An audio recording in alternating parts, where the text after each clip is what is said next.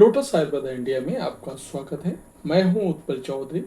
आज हम बात करेंगे क्या स्पर्म के कारण इचिंग और जलन की दिक्कत हो सकती है। तो आइए शुरू करते हैं आज का वीडियो। लेकिन उससे पहले बोलना चाहूँगा, चैनल को आपने अभी तक सब्सक्राइब नहीं किया है तो चैनल को सब्सक्राइब कर लें, बेल आइकन की घंटी बजा दें, जिससे हमारे आने वाले सारे नोटिफिकेशन सबसे पहले आपको मिले। तो आइए शुरू करते हैं। आपने शायद ही कभी किसी को कहते सुना होगा कि उन्हें स्पर्म के कारण इचिंग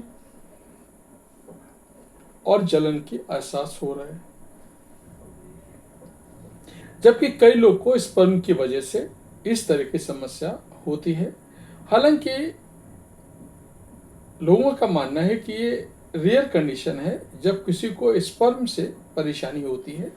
इसके बावजूद इस स्थिति को नज़रअंदाज नहीं किया जा सकता है।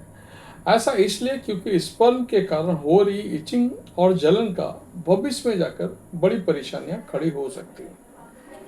इस तरह की परेशानी से कैसे बचा जा सकता है, इस बारे में जानने के लिए आवश्यक है कि हमें पता हो कि आखिर स्पर्म के कारण इचिंग और जलन क्यों होती है, इससे कैसे बचा जा सकता है। स्पर्म से इचिंग और जलन के कारण, जैसा कि हम आपको पहले ही बताया कि ऐसा बहुत रेयर यानी दुर्लभ मामलों में होता है किसी को स्पर्म से इचिंग और जलन की दिक्कत हो रही है, लेकिन इसे हम सीमेन एलर्जी या सेमिनल प्लाज्मा हाइपरसेंसिटिविटी के नाम से जानते हैं।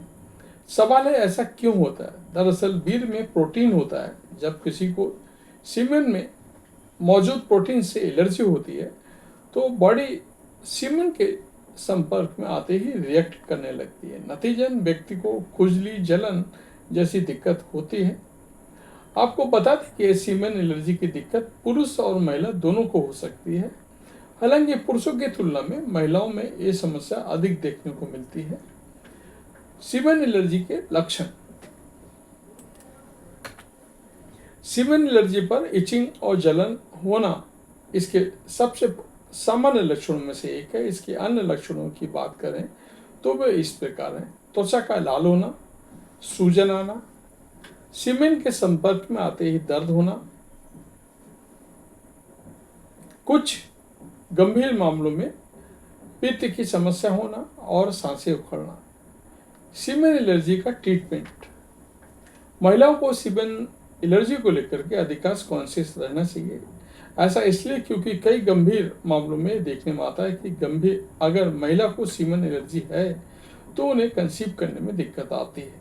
आपको बता दें कि सीमेन एलर्जी एक ऐसी चीज़ है जिससे बचना मुश्किल है। अगर किसी को समस्या है तो उन्हें डॉक्टर से अपनी जांच करवानी चाहिए। इसके बचने के लिए कुछ डॉक्टर मेडिसिन देते हैं जिसे यौन संबंध बनाने से पहले लेना होता है। इसके अलावा इन्हीं को डेसेंसिटाइज किया जाता है। इस तरह की प्रक्रिया मदद से योनि को वीर्य के प्रति असंवेदनशील बनाने में मदद की जाती है, जिसके तहत कुछ समय में गैप में योनि में वीर्य का थोड़ा सा मात्रा डाला जाता है जिससे सहनशीलता बढ़ सके। यूँ तो सीमेन एलर्जी दुर्लभ स्वास्थ्य समस्याओं में से एक है। इसके बावजूद इस तरह की कंडीशन के प्रति लापरवाही दिखाना सही नहीं है। अगर किसी को स्पर्म के संपर्क में आते ही रेडनेस, जलन और खुजली जैसी दिक्कतें हों तो उन्हें तुरंत अपना कुछ टेस्ट करवाने चाहिए। हालांकि ध्यान रखें कि स्पर्म एलर्जी के कारण लक्षण एसटीआई और ईस्ट इन्फेक्शन जैसे नजर आते हैं। इसमें स्पर्म एलर्जी की पुष्टि के लिए आवश्यक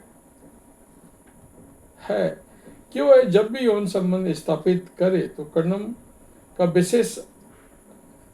का इस्तेमाल अवश्य करे। यह न सिर्फ अनचाही प्रेगनेंसी से बचाता है बल्कि इसकी वजह से सीमेन एलर्जी जैसी समस्याओं में कारगर तरीके से काम करता है।